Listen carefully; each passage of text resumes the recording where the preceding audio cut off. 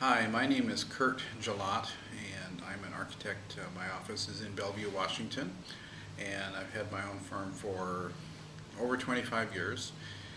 And one of my favorite houses that I've ever designed is the house for Mike and May Fortune, known as Casa del Sol, up on San Juan Island.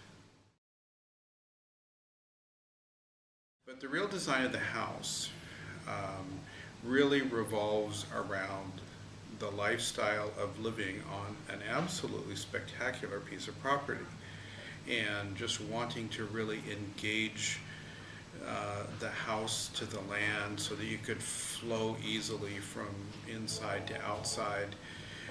So we knew the style was going to be a lot of wood, a lot of stone, a lot of glass.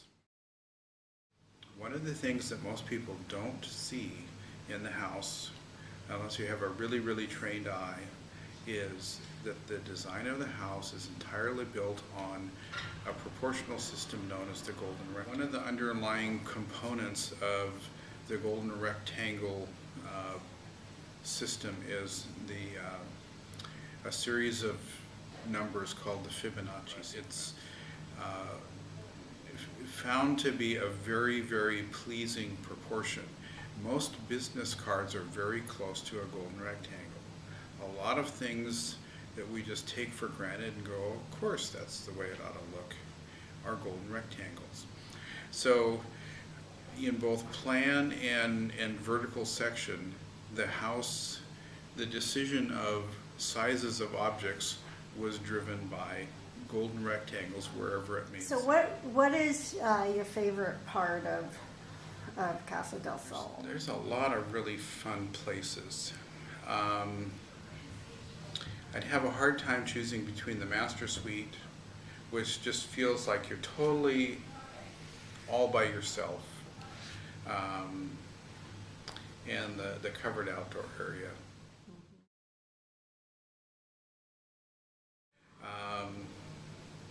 But that outdoor area is just so fun to be in, and you're just kind of right there on this beautifully rocky coast, and It's not very many places you can have waterfront property and sit out year round, that's for sure. yeah, no, it's a wonderful spot. That's great.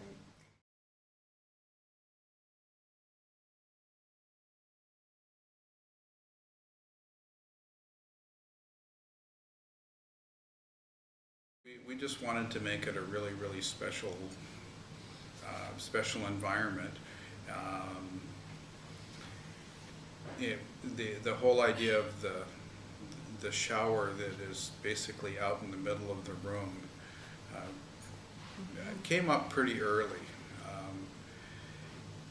and at first there was a little bit of hesitance on Mike and May's part, because you just don't see showers kind of out in the middle of the master bedroom. It's not really in the middle, but it's there's no missing it. Mm-hmm. That's for sure. But they've found that it's just a wonderful shower, and Well, and it's so much more. It's a steam, and it's oh yeah, you can just pamper yourself there. I mean, it's a work of art.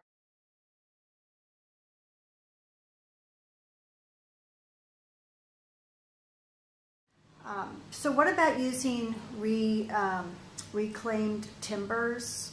What does that involve when you're using those in architecture and in building? Well, one of the nice things about reclaimed timbers is that they have gone through their aging process, which for timbers takes many, many years for them to really stabilize. If you get green lumber and you make this really nice beam, it'll check and split and twist and warp on you because it dries out. And reclaimed timbers have already done that, and what you tend to do is take a big one and you saw it down a little bit, so you get the actual size that you want, and it's nice and stable. You can kind of count on it staying the shape that it is.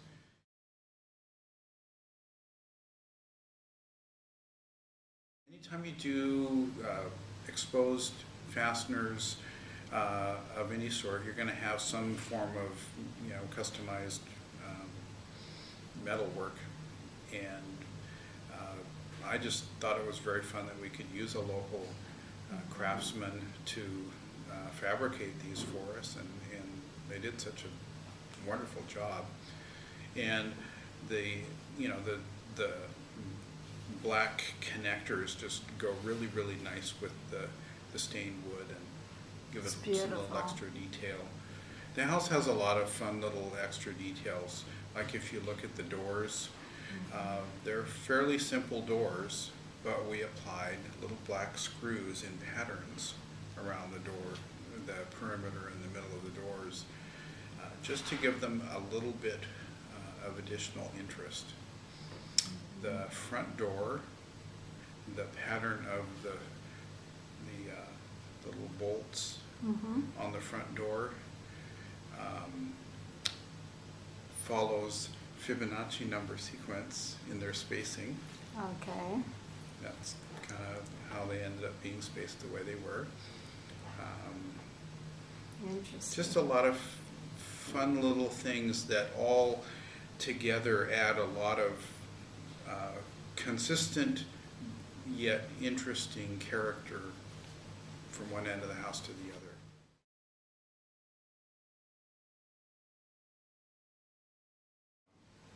And then it's very, very fun. Stair, the kind of the circular plan, because it helped us make slight changes in angle without a lot of difficulty. One thing we did in the wine room that a lot of people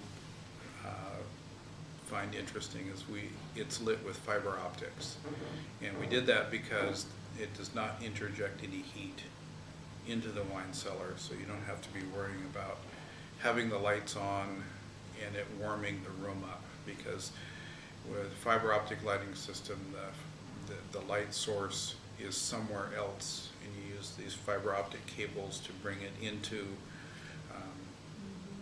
the space, and it transmits only the visible light and not the heat energy that stays where the light source is. So it keeps the wine room working properly. The finished product is so warm, and it's so inviting, and it has such cozy areas, and yet, I know that they can easily accommodate a party of 50 people. How challenging is that, and what kinds of things do you do to accomplish that task? You make special places. I think a lot of it gets back to that proportioning. Rooms can be too tall and feel uncomfortable, but if they are the right height to their width and length, it becomes a very comfortable space. So I think a lot of it has to do just with proportioning of the room itself. Then having the right amount of detail and interest. Having all that wood just plain makes it warm and cozy. So I think it's a combination of the choice of materials, the way that the space is laid out, where you can clearly see that there's different activities going on, but they're all part of one big volume. But it's really the proportioning of the spaces that makes them feel so good. Okay. Well, it's a beautiful home. You've won lots of awards for it, as you should, and it's received a lot of recognition. So it is truly a work of art.